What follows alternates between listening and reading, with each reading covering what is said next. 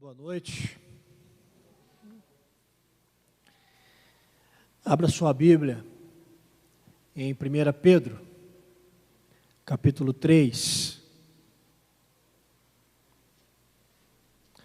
1 Pedro, capítulo 3.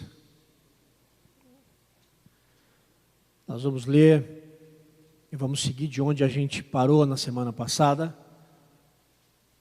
1 Pedro, capítulo 3. Nós vamos do versículo 8 ao 22, e hoje a gente encerra o capítulo 3 todo, né? 1 Pedro, capítulo 3, de 8 a 22.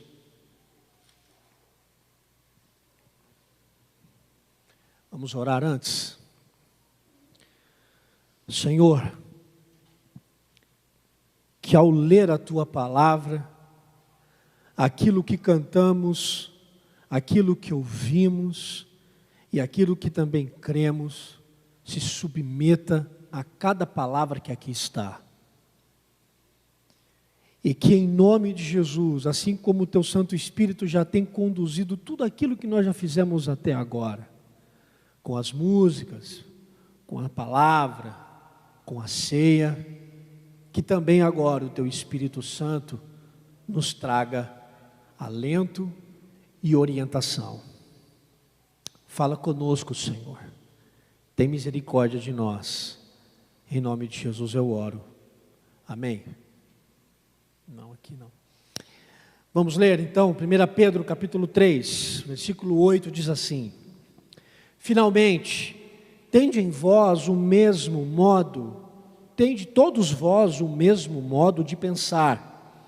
Mostrai compaixão e amor fraternal, sede misericordiosos e humildes, não retribuindo mal com mal, nem ofensa com ofensa, pelo contrário, bendizei, porque para isto fostes chamados, a fim de receber bênção como herança. Pois quem quer amar a vida e ver dias felizes, refreia a língua do mal e os lábios de falar coisas enganosas. Afaste-se do mal e faça o que é o bem, porque busque a paz e nela insista, porque os olhos do Senhor estão sobre os justos e os seus ouvidos atentos à sua súplica, mas o rosto do Senhor está contra os que praticam o mal, mas o rosto do Senhor está contra quem pratica o mal. Quem vos fará o mal, se sois zelosos do bem? Mas, ainda que venhais a sofrer por causa da justiça, sereis abençoados. Não temais suas ameaças, nem vos alarmeis, antes reverenciai a Cristo como Senhor no coração.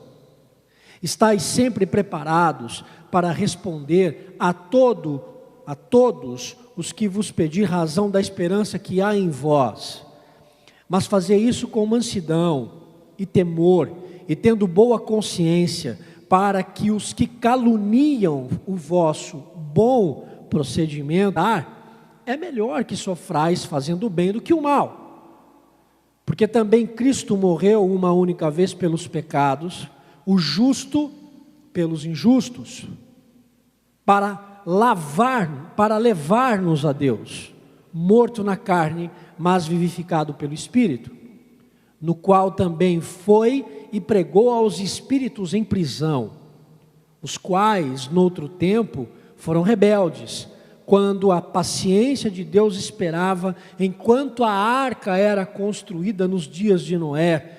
Poucas pessoas, isto é, 8, salvaram-se nela por meio da água, que prefigurando o batismo, agora também vos salva, o qual não é a remoção da impureza da carne, mas a promessa de uma boa consciência para com Deus, pela ressurreição de Jesus Cristo, o qual, tendo subido ao céu, está à direita de Deus, e a Ele sujeitaram-se os anjos, as autoridades e os poderes. Amém. Conta-se uma história de um pastor.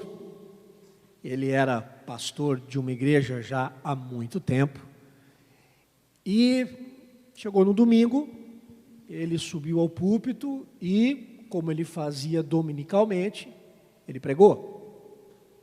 Passou uma semana, ele subiu no púlpito e ele abriu o texto, a Bíblia no mesmo texto, e aí ele começou a pregar a mesma coisa que ele havia pregado no domingo passado, mas pouquíssimas pessoas perceberam que ele estava pregando o mesmo sermão. Passou o terceiro domingo, ele abriu o texto, a Bíblia no mesmo texto, e começou a pregar de novo o mesmo sermão que ele havia pregado há 2 domingos atrás. Aí, as pessoas começaram a perceber, falaram, peraí, alguma coisa errada, isso aqui é um déjà vu, não é possível. Os presbíteros começaram a olhar aquilo e ficaram um pouco intrigados, e depois eles conversaram após o culto, e dizendo assim, não, o nosso pastor não está estudando, não é possível, o nosso pastor está sendo negligente, ele está pregando um sermão por mês, o mesmo sermão por mês, não pode, não dá. Vamos ver o que vai acontecer no próximo domingo. Quando chegou no 4º domingo, o pastor abriu a Bíblia, no mesmo texto, aí os presbíteros já ficaram, a igreja já ficou agoniada, e ele começou a pregar de novo o mesmo sermão.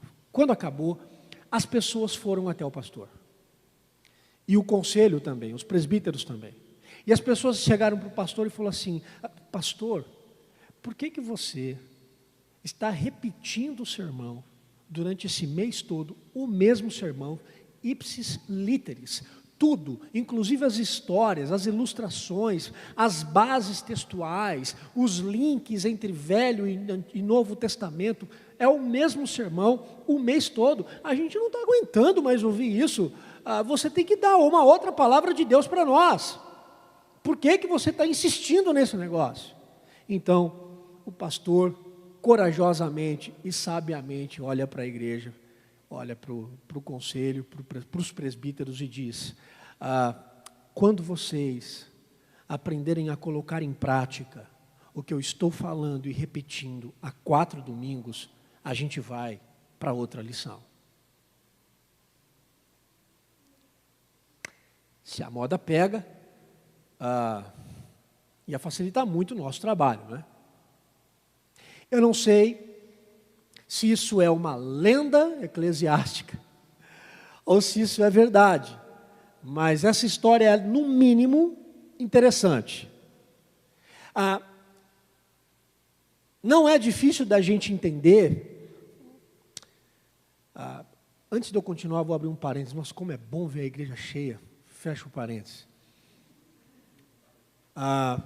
Não é difícil da gente saber que o processo de aprendizagem, ele pode ser muito eficaz pelo meio da repetição.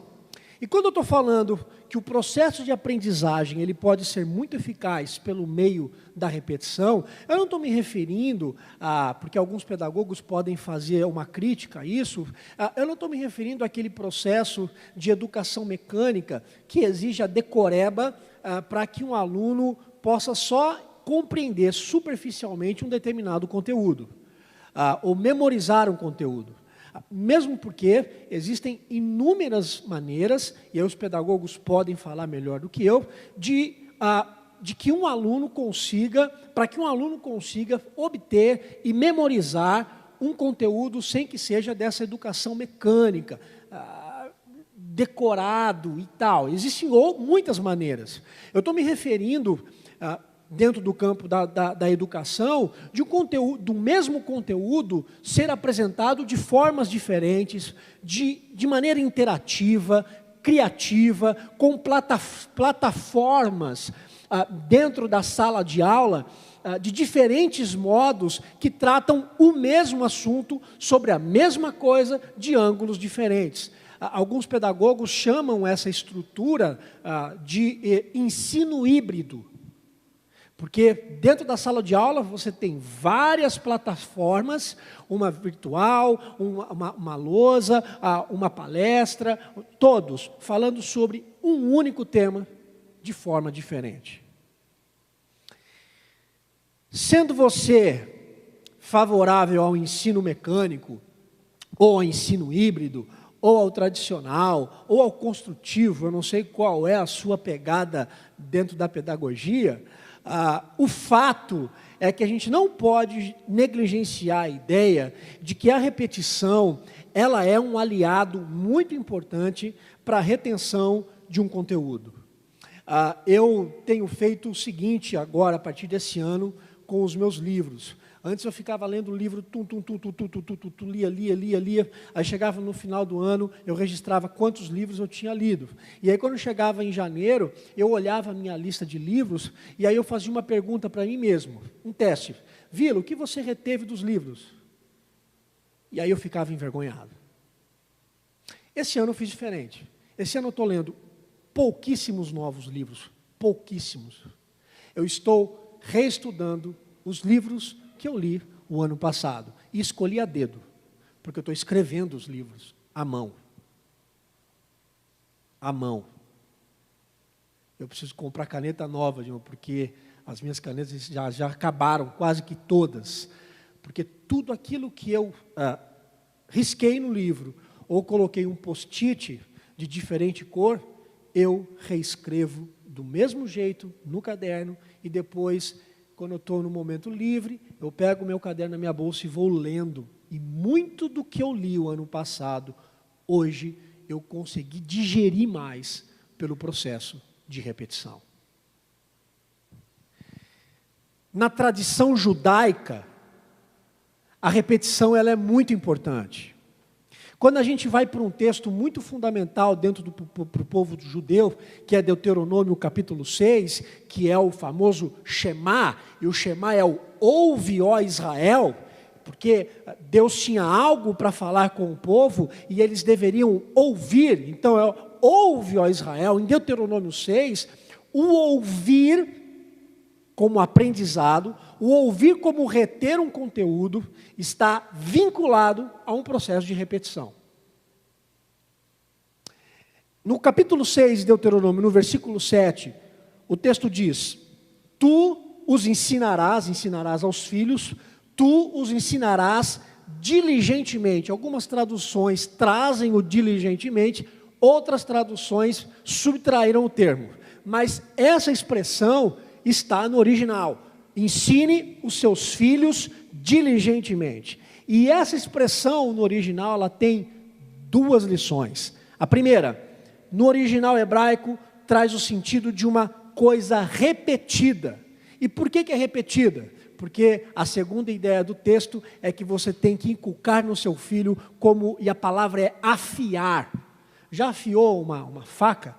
Como é que você afia uma faca? Com movimento repetitivo. Você vai afiar os seus filhos diligentemente, ensinando eles para que aquilo que você está dizendo seja capaz de penetrar profundamente no coração deles.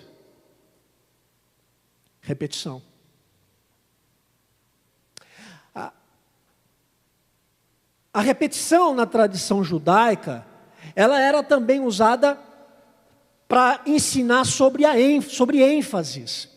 Por exemplo, qualquer texto que você encontrar na Bíblia, principalmente no Antigo Testamento, nos livros poéticos, Salmos, por exemplo, nos Salmos, e você encontrar no texto uma repetição de ideia, é porque o texto está dizendo: olha, eu estou repetindo de maneira diferente, porque o que eu estou dizendo aqui é extremamente importante. Se você pegar a Bíblia e ler um texto e encontrar muitas repetições, é porque isso tem que ficar muito, muito claro para você. Você tem que dizer assim: opa, o autor está dizendo, está chamando a minha atenção para isso aqui é importante no texto. Bem, nós estamos lendo uma carta, primeira carta de Pedro. Nós estamos lendo a carta de um judeu, que é o Pedro, para uma igreja que está na diáspora, para uma igreja que está espalhada. E hoje nós estamos ainda no capítulo 3. E a gente vai fechar o capítulo 3. E o texto que nós lemos hoje, do capítulo 3, ele inicia o versículo 8 dizendo: finalmente. Só que a gente tem um problema aqui. O Pedro usa finalmente, mas ele não terminou a carta, porque ele ainda tem muitas outras coisas para dizer até o capítulo 5, que a gente vai chegar lá, se Jesus não voltar. Ele ainda tem muita coisa para dizer, ele ainda tem muita coisa para ensinar. Mas por que ele usa então no versículo 8, finalmente? Porque ele está fechando uma sessão. Ele está encerrando uma sessão de tudo aquilo que ele estava falando desde o capítulo 1 da sua carta. E como é que ele fecha essa primeira sessão? Se é que eu posso dizer assim. Como é que ele fecha a sessão? Com repetição. O Pedro encerra essa sessão, no capítulo 3, com uma repetição. Porque ele está sinalizando, mais uma vez, algo que é extremamente importante. É extremamente importante o que ele está dizendo aqui agora, a partir do verso 8. Não que o que ele estava dizendo antes não seja. Mas é que como ele traz uma repetição, então ele está trazendo de novo o assunto à tona. E qual é o cenário que ele aborda novamente? Sofrimento.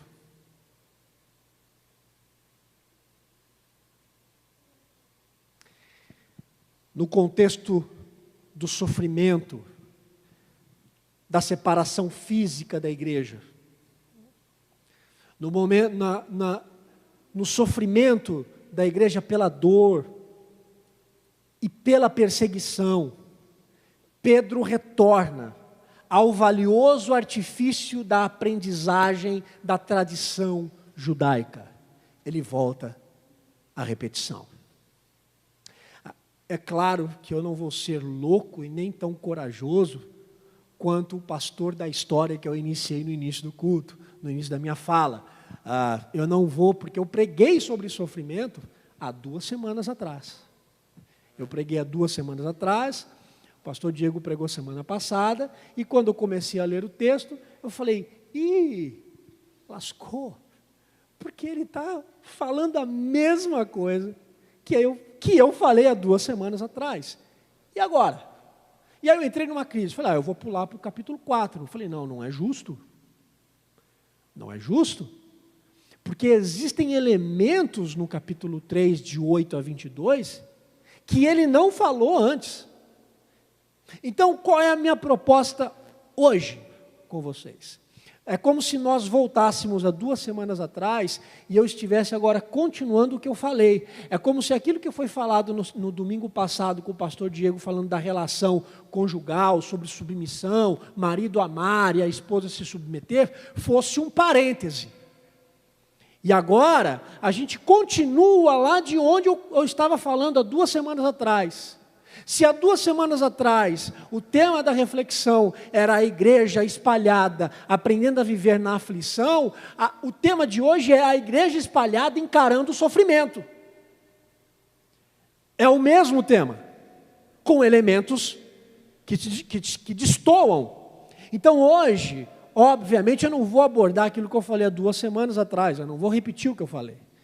Mas eu vou focar dentro do tema do sofrimento, com outras informações que o Pedro oferece para a gente. E ele começa com um aspecto muito importante na vida comunitária da igreja. O Pedro começa com um aspecto muito importante que toda igreja tem que entender, principalmente nesse momento de diáspora, de espalhamento, onde está todo mundo espalhado, longe um do outro. O Pedro começa falando sobre unidade. E eu confesso que, se tem algo que tem me afligido demais, nesse tempo de pandemia, relacionado à igreja, é a unidade. Porque a pergunta que eu faço para mim, praticamente todos os dias, em relação à igreja a qual eu pastoreio, é a seguinte: nós estamos separados, mas nós estamos unidos? Eu não sei.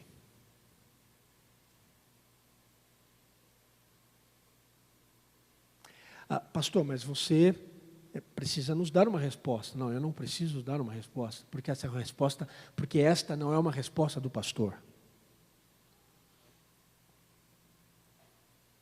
Essa é uma resposta comunitária.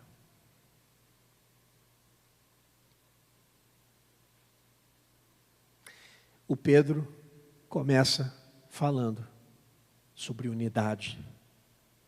E como é difícil a gente manter unidade, né? E ainda é mais difícil a gente manter unidade quando a gente está enfrentando um sofrimento. Porque quando a gente está enfrentando um sofrimento, e agora eu não estou falando de sofrimento individual, mas eu estou falando de um sofrimento que abranja toda a comunidade, você vai encontrar aquele tipo de pessoa que no momento do sofrimento se esconde. Você não acha mais a pessoa, você não sabe mais o que essa pessoa está fazendo, e é isso que eu estou sentindo. Tem gente da igreja que eu nunca mais vi, que eu não sei o que está acontecendo, que eu tentei fazer uma visita virtual e que também não consegui, e que eu não sei onde está, eu não sei como que está vivendo. Tem gente que no meio do sofrimento se encolhe, se esconde como um tatu-bola, né? Ou como uma ema, não sei o que é pior. Mas tem gente que se apresenta, tem gente que diz assim: olha, eu estou aqui, a gente tem os nossos limites, nós estamos sangrando, mas nós estamos aqui. Então, ao mesmo tempo que você encontra gente que foge no meio da dor e do sofrimento, você vai encontrar gente que está disposta a encarar a dor e que está disposta a encarar o sofrimento. E ele diz assim, finalmente, versículo 8, tende todos vós o mesmo modo de pensar. O que será que o Pedro está querendo dizer para nós com esse negócio da gente pensar igual? O que o Pedro está querendo dizer para mim e para você e para a igreja hoje, nessa diáspora, nesse espalhamento, nessa coisa ruim que a gente está vivendo, de não saber mais um da vida do outro, da gente não sentar mais à mesa um com o outro? O que é que o Pedro está querendo ensinar para a gente com esse negócio de todo mundo pensar igual? Bom, a gente tem que fazer algumas diferenciações aqui. Primeiro, penso que existem 3 elementos no nosso modo de pensar enquanto comunidade. 3 elementos. O primeiro elemento eu vou chamar de elemento pessoal. O elemento pessoal são eu vou falar na primeira pessoa, tá? São os meus registros. É a minha digital. É a minha individualidade, enquanto ser humano, são os meus gostos, são as minhas preferências, e as minhas preferências que revelam quem eu sou e que mostram aquilo que eu gosto. O João, na época de Jesus, se vestia igual um doido. Jesus se vestia diferente. Então, dentro do aspecto da comunidade, eu gosto de me vestir de um jeito, eu gosto de coisas que talvez alguns não vão gostar, mas outros vão gostar, mas sou eu, são os elementos pessoais, e todo mundo tem os seus elementos pessoais. Não tem como a gente pensar em ser comunidade e retirar os elementos pessoais de nós, não existe isso. O segundo elemento, eu chamei de elementos superficiais. E esses elementos superficiais, eles agora saem do indivíduo e partem para a comunidade. Mas esses elementos superficiais, eles são registros que nós evidenciamos enquanto povo, enquanto comunidade. Mas a gente vai ter alguma diferença. Tem gente na igreja que vai pensar do mesmo jeito que você. Eu acho legal que a mesa fique assim, reta, é bonito. E vai ter um outro grupo que vai dizer assim, não, mas essa mesa ela deveria ficar do lado do piano, porque aí fica mais legal, de lado, bota uma luz. E tem gente que vai dizer assim, tira tudo e põe a mesa no meio. O que a gente tem que entender é que, tanto nos elementos pessoais, quanto nos elementos superficiais, isso não deve gerar divisão na igreja. E pasmem, gera.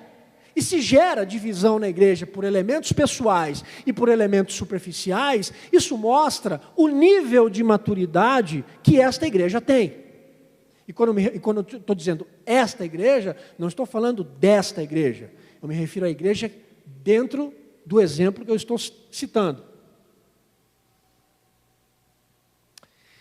Você tem os elementos pessoais, você tem os elementos superficiais, e por último você tem os elementos fundamentais. E os elementos fundamentais são os registros imutáveis que formam a nossa comunidade. Quais são os registros imutáveis que nos formam enquanto comunidade? Bom, nós nos reunimos em nome de Jesus de Nazaré. Segundo, nós vivemos no poder e na unção do Espírito Santo de Deus. Terceiro, todo mundo é pecador aqui, não tem um que não é. Quarto, porque a gente confessa Jesus, porque nós vivemos no poder do Espírito e porque a gente é um bando de pecador, a gente se reúne para aprender como é que a gente vive para agradar ao Senhor Jesus. Essas coisas são imutáveis. Esses elementos, eles não alteram, porque eles são fundamentais na construção da nossa comunidade, enquanto igreja, enquanto povo. Bom, voltando aqui à ideia do Pedro, ele está dizendo, tende todos vós o mesmo modo de pensar. Aí eu olho para o Pedro aqui no texto e digo, ok, Pedro, aqui você se refere ao modo de pensar. E a resposta, aos elementos fundamentais. Eu não posso exigir de você que você goste dos mesmos elementos pessoais que eu. Não posso, eu torço para um time que é campeão, você pode torcer para um time perdedor. E o que eu digo é verdade.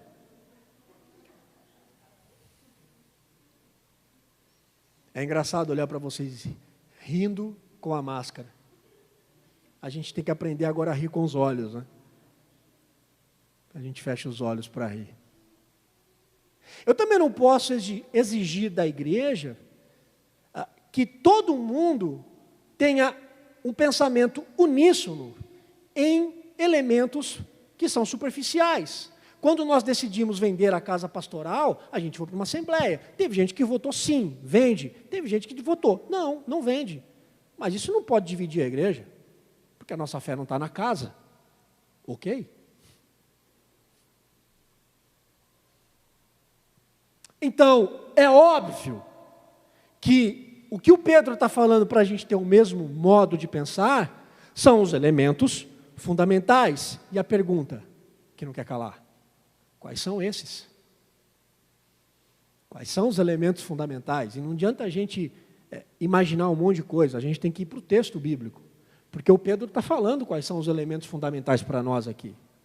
Primeiro, ele vai chamar todos esses elementos fundamentais de sentimentos, de posturas que nós devemos ter. Não são só sentimentos, são posturas. Primeiro, ele chama de compaixão. Mostrai compaixão.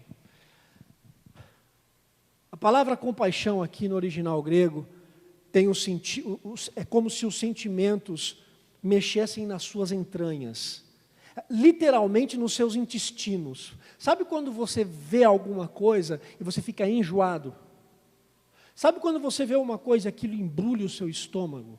Quando você, o pessoal que ainda está naquela fase que vai começar a namorar e vê a pessoa que tanto gosta, daquele... Né? Lembra desse sentimento? Pois é. Compaixão, no texto, está diretamente relacionado aos sentimentos que movem as nossas entranhas. A gente vê o sofrimento, porque lembrando, a gente está no cenário do sofrimento. A gente vê o sofrimento de um irmão que está distante de nós, ou que está próximo a nós, mas que está sofrendo, e eu sinto nas minhas entranhas a dor dele.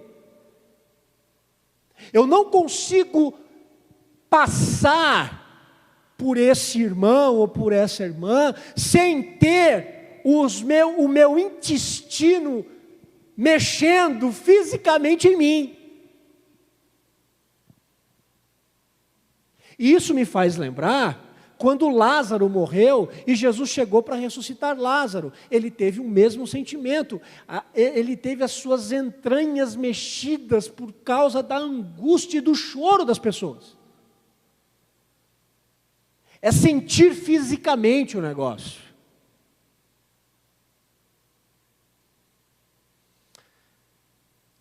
A primeira coisa que a gente tem que pensar junto é compaixão. E não é só um sentimento psicológico, emocional. É algo que vem das entranhas. Eu sei a dor do meu irmão e eu não faço vista cega. Eu não viro o rosto. Eu sinto. Aquilo dói em mim. Eu não me escondo. A segunda coisa que o Pedro diz para a gente pensar igual: amor fraternal. Esse negócio de amor fraternal é muito interessante, porque amar a Deus acima de todas as coisas, do fundo do seu coração, do fundo da sua alma, e amar o próximo como a ti mesmo, como a si mesmo, isso é a síntese da lei. Qual é a síntese da lei? Amar a Deus sobre todas as coisas e amar o próximo como a si mesmo. Quando a gente chega no Novo Testamento, Jesus fala assim: eu vou dar um novo mandamento para vocês. Como assim? Vai dar um novo mandamento? Jesus dá um novo mandamento. Mas como novo? Não é novo, porque Jesus está repetindo quase a mesma coisa, que é a síntese da lei. Amar a Deus sobre todas as coisas e amar o próximo. É um novo mandamento porque Jesus altera o padrão do amor. Enquanto a síntese da lei é a seguinte: amar a Deus sobre todas as coisas e amar o próximo como a si mesmo, ou seja, eu amo o próximo pelo padrão daquilo que eu vejo no espelho. Eu me amo, eu gosto de mim, eu quero bem para mim, e porque eu quero bem para mim, então o mesmo bem que eu quero para mim, eu vou querer para o outro. Jesus altera o padrão. Ele diz: ame a Deus acima de todas as coisas e ame o próximo como eu amei você.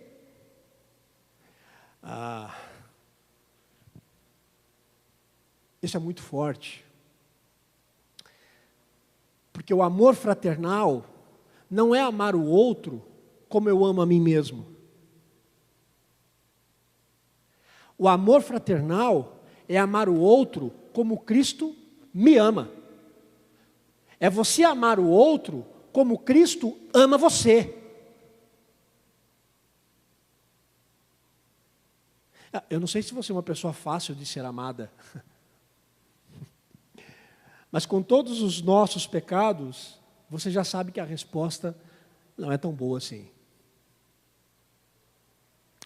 O problema do que o padrão que a gente impõe sobre o amor ao próximo é: eu amo desde que ele também me ame. Eu amo passando pelo meu crivo. E Jesus está trazendo um novo mandamento. Ele está dizendo, olha assim, ele está dizendo: ame o outro como eu amo você.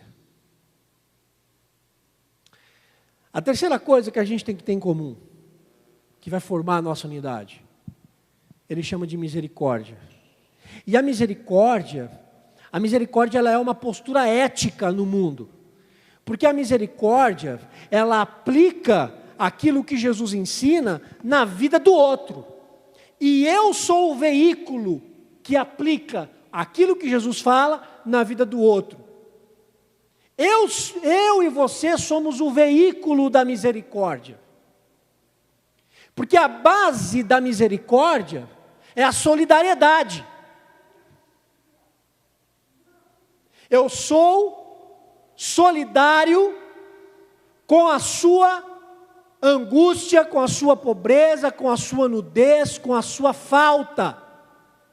E porque eu vejo a ausência, a falta e a sua nudez, eu vou agir com misericórdia e vou cobrir este hiato de dor e de sofrimento com aquilo que eu tenho.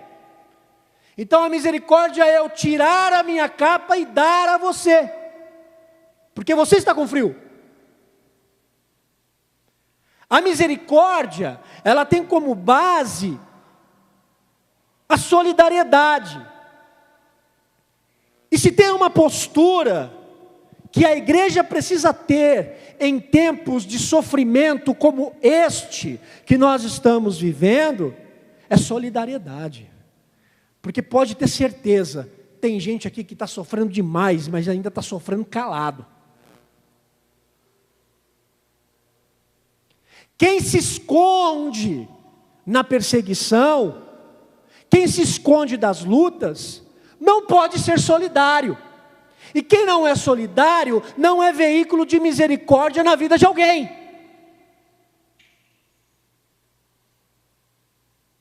O que nós temos que ter em comum? Compaixão, amor fraternal e misericórdia. Está tudo aqui, no versículo 8. Quarta coisa que nós temos que ter em comum: humildade. Humildade não é autodesrespeito. Eu sou humilde. Humildade não é autodesrespeito. Porque a postura da humildade é contra o orgulho. E sabe o que é o orgulho? O orgulho faz a gente dizer para os outros o valor que a gente tem. Já viu gente assim, que chega para o outro e diz assim, não, porque eu sou bom, você que não está vendo quão bom eu sou. Isso é um orgulho. E Santo Agostinho já bem disse, que o orgulho transformou anjos em demônios. O orgulho faz a gente dizer para o outro o valor que a gente tem. O que é a humildade então? A humildade é você esperar que os outros dizem o valor, que os outros venham a dizer o valor que você tem, se é que você vai ouvir alguma coisa. A Bíblia diz que o elogio não tem que sair da nossa própria boca, tem que vir da boca do outro. E a gente tem dois problemas. Primeiro, porque a gente está diante de uma sociedade que parece que não pode elogiar mais ninguém. E já que a gente está diante de uma sociedade que não valoriza mais ninguém, que não elogia, então a gente se autoelogia. Aí se a gente se autoelogia, você é orgulhoso. Aí a gente vai jogando a bomba na mão de todo mundo. Eu sou orgulhoso, mas a sociedade não reconhece também nada que eu faço. Estou de mal com você.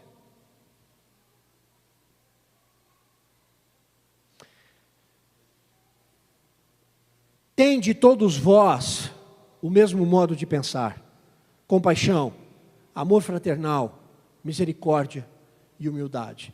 Depois que o Pedro cita esses 4 modos de pensar que deve ser uníssono na igreja, Pedro vem agora repetir o que ele fez no capítulo 2. Como que eu e você devemos lidar com quem impõe o mal sobre nós. E eu falei disso há 2 semanas atrás. E aqui agora, o Pedro, ele não repete o conceito só de dizer assim, não retribua o mal com o mal. Ele não está falando só de não retribuir o mal com o mal, mas ele dá a postura que a gente tem que ter com quem faz o mal contra nós. E ele diz o quê? Bendizei, no versículo 9. Não retribuindo o mal com o mal, nem ofensa com ofensa, pelo contrário, bendizei. Vou até tomar uma água aqui. Porque o bendizei aqui, ele é sinônimo de abençoai. É muito interessante, porque para muita gente, esse negócio de não retribuir o mal com o mal, pode ser uma postura de se calar, né? Alguém fez o mal contra mim, eu vou me calar, vou ficar com o ônus e não vou falar nada.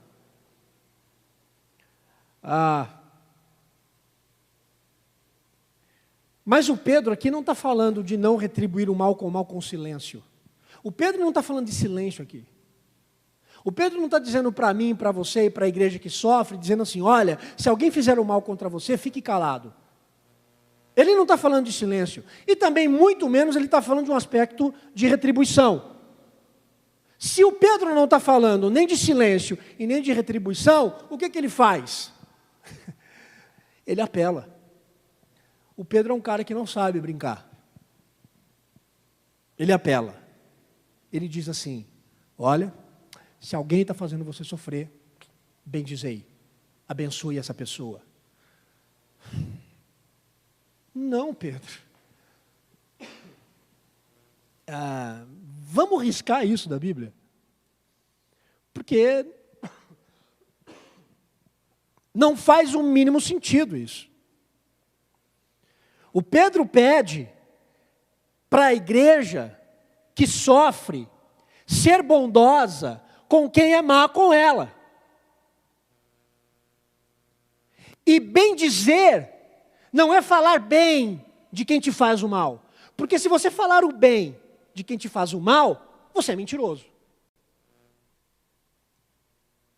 Você vai ser hipócrita.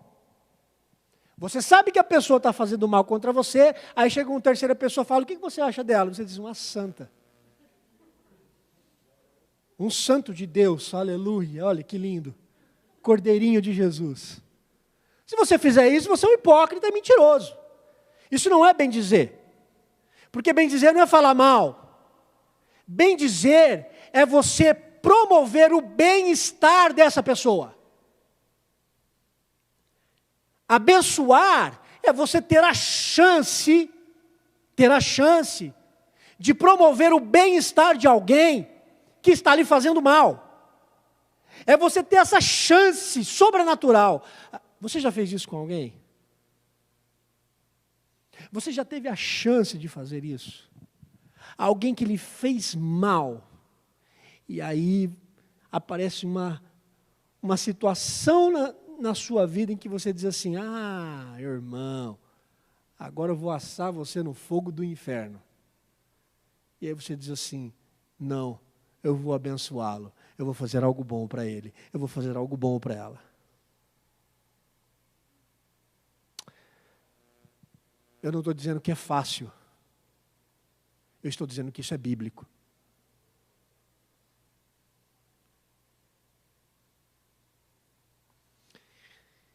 E para falar sobre isso, sabe o que é que o Pedro faz? Ele chama o testemunho, ele chama o ensino do Antigo Testamento. Porque depois que ele fala isso, ele cita o Salmo 34. E ele faz isso justamente para reforçar o seu ensino. Como que ele está dizendo assim, não sou só eu que está dizendo isso, não foi só o que eu aprendi de Jesus, não. Ok? Está lá na lei, está lá no Antigo Testamento, vocês conhecem. Olha o Salmo 34 que fala. Então ele traz o testemunho das Escrituras para aquilo que ele está falando. Agora, vamos ser bem sinceros. Vamos ser bem sinceros. Quem ouve esse negócio de bem dizer quem nos faz mal, tem lá no fundo o desejo de relativizar o negócio. Lá no fundo tem um desejo de relativizar o ensino. Vai ter gente que vai dizer assim, não é bem assim. Esse negócio não é bem assim. E eu vou dizer para você que eu entendo isso. Eu entendo a gente querer relativizar esse negócio de bem dizer quem nos faz mal. Porque não faz o menor sentido abençoar quem nos faz o mal. E aí está a grande questão.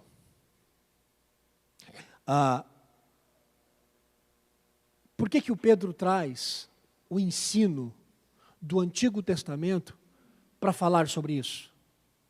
Sabe por quê? Porque nem eles lá, naquele contexto, e nem nós somos guiados pela escolha de temas que a Bíblia fala, que nos são confortáveis. Eu e você, nós somos guiados por aquilo que a Bíblia ensina e ponto final. Simples e direto.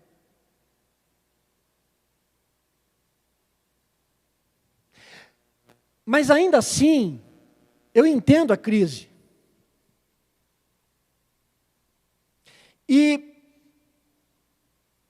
eu sei a razão da gente relativizar essas posturas de compaixão, de amor ao fraternal, de humildade, de misericórdia, de bem dizer quem nos persegue. Eu entendo a gente querer relativizar esse negócio. Porque tudo isso tem hora que vai contra o nosso querer, que vai contra a nossa vida, batendo e pulsante no mundo. E Pedro dá a resposta porque é difícil para certas pessoas não viver aquilo que ele está dizendo. E olha o que ele diz no versículo 15. Ele diz aqui: antes, ou seja, antes de vocês terem medo das pessoas que perseguem vocês, antes disso tudo, antes de vocês pensarem como vocês vão lidar com as pessoas que lhe fazem mal, antes, aí ele continua, reverenciai a Cristo como Senhor no coração. Uau! Isso também é muito forte.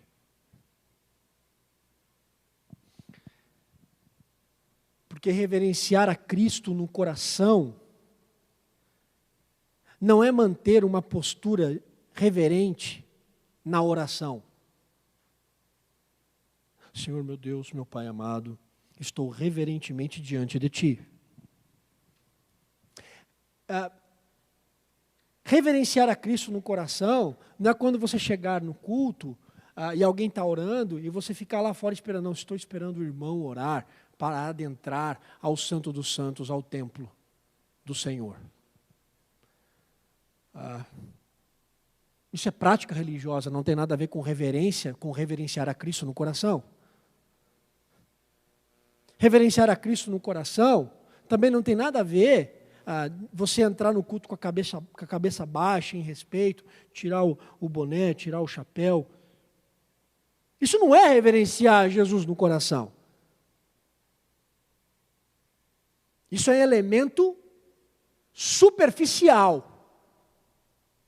Como eu disse no início, não é fundamental, é superficial. Reverenciar a Cristo no coração é se curvar à voz daquele que fala ao coração. É se curvar. E por que eu estou falando sobre se curvar? Porque eu estou pegando todo o texto de Pedro. Porque até agora, o que o Pedro está falando? Sobre submissão. Ele vem falando sobre submissão. Submissão às autoridades, submissão do servo ao seu chefe, submissão da mulher, submissão do homem ao amor ao Senhor para amar a esposa. E aqui, ele está pegando a mesma ideia. Reverenciar a Cristo no coração é se submeter à voz daquele que fala ao coração. E vou deixar uma coisa agora muito bem clara para você. Se você não reverencia a voz de Jesus que fala ao coração, é bem provável que você esteja reverenciando outras vozes e não a dele, ou a sua mesma, ou a do próprio Satanás. E aí, se você não reverencia a voz de Cristo no coração, realmente é impossível manter a compaixão das entranhas por alguém. É impossível manter o amor fraternal entre nós, esse amor que é para amar o outro, não como eu me amo, mas amar o outro como Cristo me ama. Realmente, se a gente não reverenciar Cristo no coração, não tem como eu ser agente de misericórdia na vida de alguém, manter uma linha e uma cadeia de solidariedade entre aqueles que sofrem na igreja. Realmente não dá, porque eu não tenho tempo, porque eu tenho medo. Mas eu vou ao mercado, mas eu não vou ajudar ninguém. Se a gente não reverencia a voz de Cristo, realmente fica difícil a gente manter uma postura humilde, né? Porque o que a gente vai querer é ser exaltado entre as nações e entre a igreja, porque a gente tem que ser, o nosso nome tem que aparecer. Se a gente não reverencia o nome de Cristo no coração, muito menos bendizer e abençoar quem nos tem feito mal nesse tempo de angústia. Está reverenciando outras vozes, não a de Cristo.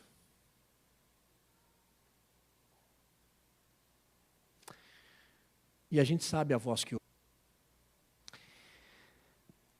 O Pedro continua a nos exortar a viver a fé na diáspora. Ele continua.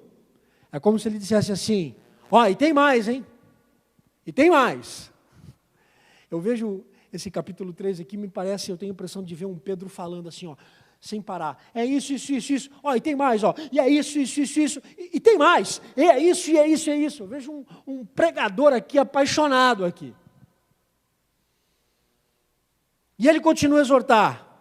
E ele diz que nós devemos estar preparados para responder sobre a esperança que há em nós. Olha que interessante a construção do Pedro. Nós temos que estar preparados para responder à esperança que está em nós. Eu encontro muita gente, muito cristão, que diz o seguinte: no meio dessa pandemia, eu ainda mantenho a esperança no meu coração. Glória a Deus, aleluia. Ok. A minha pergunta é, o quanto que a sua esperança instiga o coração de quem não é cristão? Essa é a pergunta que eu quero fazer para você. O quanto a sua esperança, ou a esperança que você diz ter e diz crer, instiga o coração de quem não é cristão. Seja no seu Instagram, seja no seu Facebook, seja no seu vizinho, ou seja na conversa no trabalho. Por que eu estou dizendo sobre essa esperança que instiga? Porque o Pedro está dizendo de uma esperança que está pronta para responder. Porque falar sobre esperança é fácil. Sabe por que falar sobre esperança é fácil? Porque a gente está atolado de informação teológica sobre isso. Mas a nossa esperança, essa esperança que gera pergunta, essa esperança que gera inquietação em quem não é cristão, isso é uma outra coisa. Esperança não é um discurso teológico. A esperança é uma isca que instiga o coração de quem está desesperado.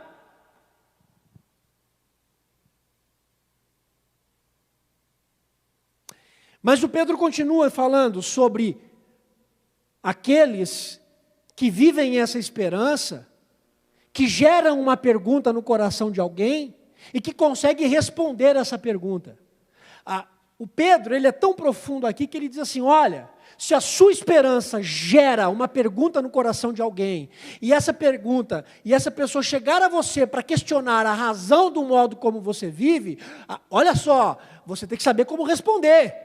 É o que o Pedro fala. E ele fala sobre 3 coisas no versículo 16. Ele vai falar assim, você tem que primeiro responder com mansidão. Depois você tem que responder com temor. E por fim, de boa consciência. Mais uma vez, o apóstolo da consciência falando sobre isso. Com mansidão, com temor e com boa consciência no versículo 16. A nossa resposta para o mundo, porque a gente tem esperança, não pode ser uma resposta do tipo assim, nós e eles. Do tipo assim, nós somos e estamos salvos. Vocês, vai saber, né?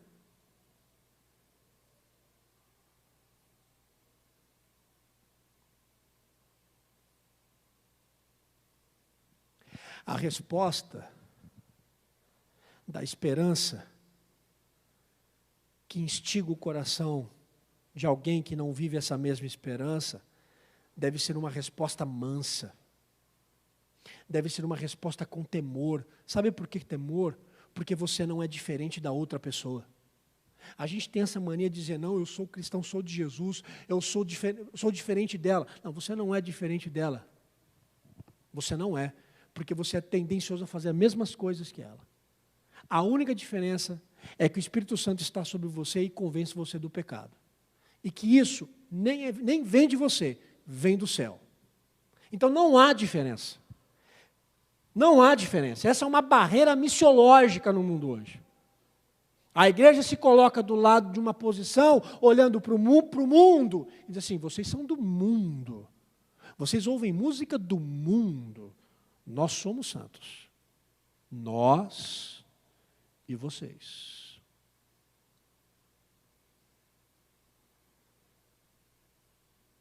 Se nós vivemos assim no nós e vocês, eles vão conseguir ver alguma esperança em nós? A nossa esperança vai instigar alguma pergunta no coração deles? Obviamente que não.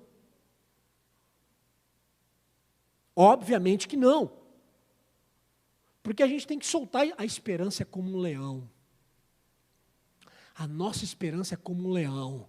Nós temos que abrir a jaula e deixar ele correr.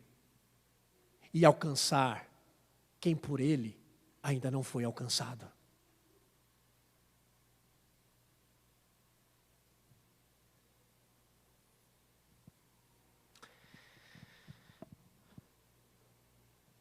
Essa resposta de mansidão, temor e boa consciência, ela não é só uma resposta para o outro, ela também é uma resposta a Deus.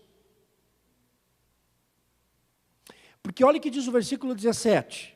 Porque se a vontade de Deus assim o decretar, é melhor que sofrais fazendo o bem do que o mal.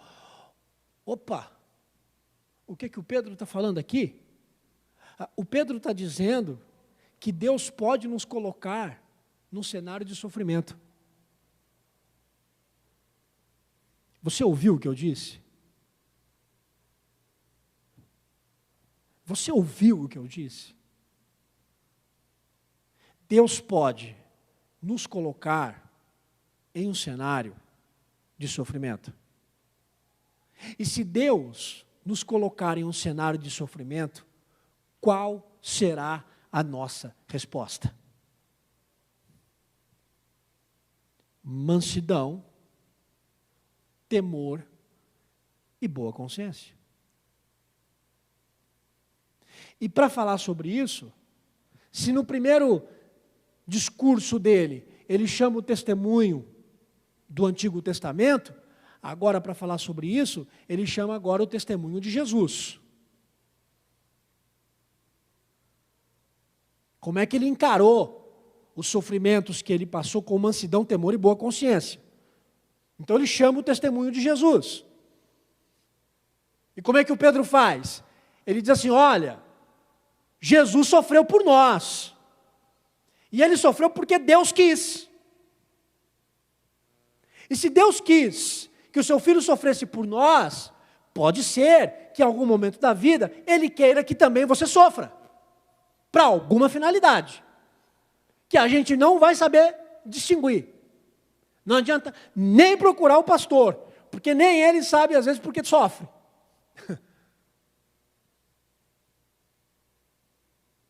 E aí o Pedro entra num discurso até polêmico no versículo 19, quando ele diz assim que Jesus também pregou aos espíritos em prisão. E aí o Tico e o Teco teológico entram em conflito, né? Os comentaristas aqui brigam sobre esse negócio.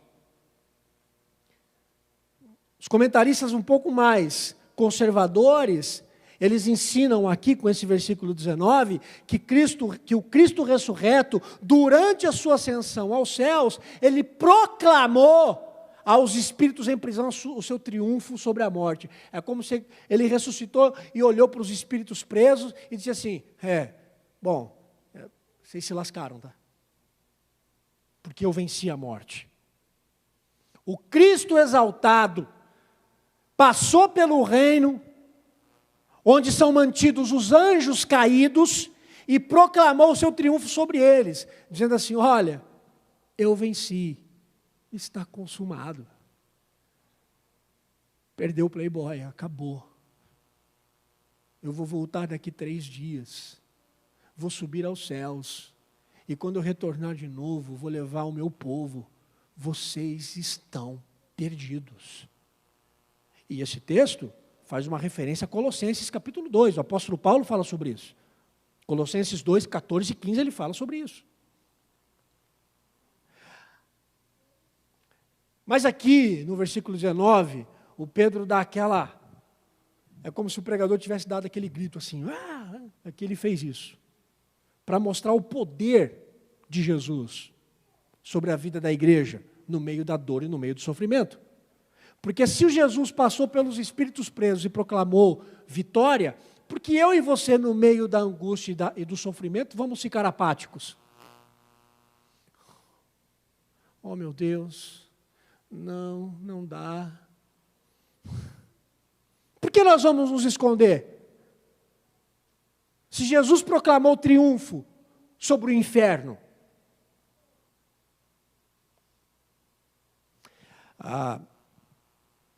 E para finalizar ainda, o que o Pedro faz? O Pedro faz uma construção maravilhosa aqui, porque agora ele faz uma alusão ao batismo com a história do Noé. Impressionante, um pescador fazer toda essa construção, inspirado pelo Espírito Santo, só pode.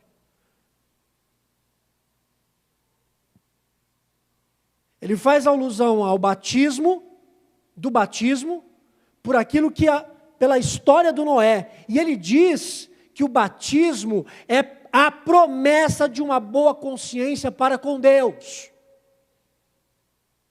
E ele está trazendo o assunto do Noé e do batismo, porque esse sacramento, o sacramento do batismo, ele sela o nosso compromisso com aquilo que a gente crê e com aquilo que a gente ouve.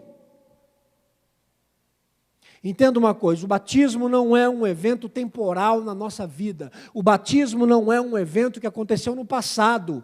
O batismo, ele é a evidência de um compromisso que exige boa consciência diante de Deus. Se você é batizado, você tem a obrigação de manter uma boa consciência diante de Deus. Por quê? Porque o batismo é o selo do seu compromisso. O cristão batizado responde ao ter boa consciência diante de Deus. E aí, eu vou ter que fazer uma outra pergunta para você. A pergunta que eu faço para todos aqui é: como está a sua consciência nesse momento em que a igreja está espalhada, sem poder viver a proximidade como uma igreja? Como está a sua consciência? Vou dar alguns segundos. Sabe o que você acabou de pensar? Talvez a mesma coisa que eu quando preparei o sermão. Porque essa pergunta eu fiz para mim. E aí, imediatamente a gente faz assim, a gente elabora uma resposta da nossa consciência justificando os nossos atos. O problema é que não é isso que o texto está dizendo. Porque a sua consciência não é a sua voz falando a você aqui. A sua consciência aqui, ela é examinada pelo seu compromisso no batismo. Quem vai falar a sua consciência é aquilo que você fez quando você foi batizado. Se você foi batizado, então a sua consciência tem um compromisso com este ato. Se você foi batizado, você tem um compromisso com esse sacramento, que o faz ter boa consciência no meio das lutas e dos sofrimentos da vida. Ou seja, você não tem desculpinha para enfrentar os sofrimentos da vida e não ser igreja e não ser povo de Deus, no meio dessa angústia. Porque o batismo, ele pede uma resposta ao modo como você tem vivido hoje.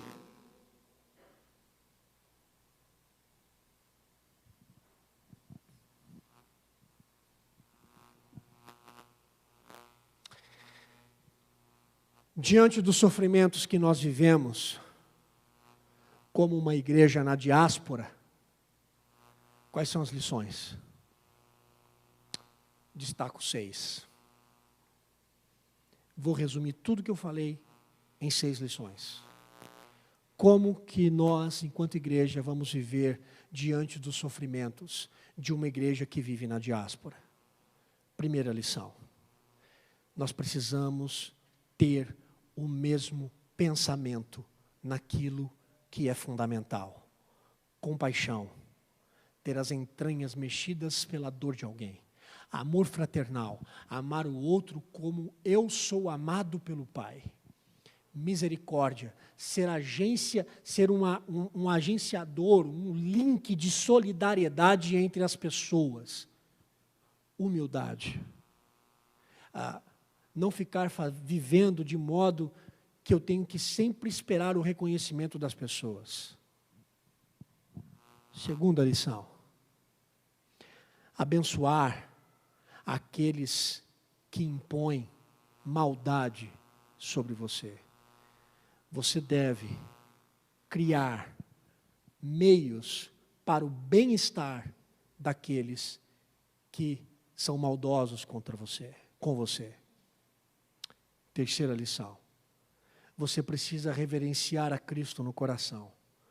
Porque se você não fizer isso, tudo que eu acabei de dizer até agora não vai fazer um mínimo sentido para você. Só reverenciando a Cristo no coração é que a gente vai conseguir viver tudo aquilo que eu falei até agora. Quarta lição. Nós temos que viver de um modo que gere perguntas no coração daquele que não é cristão.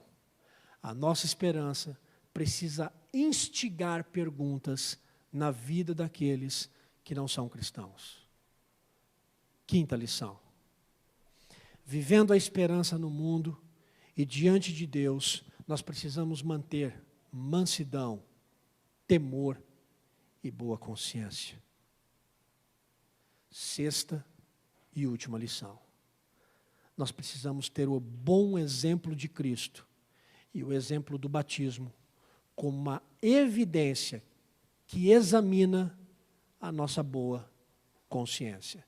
Não é a minha voz que fala como um fim mesmo, mas a minha boa consciência, ela passa pelo crivo da vida de Cristo e passa pelo meu compromisso com o batismo.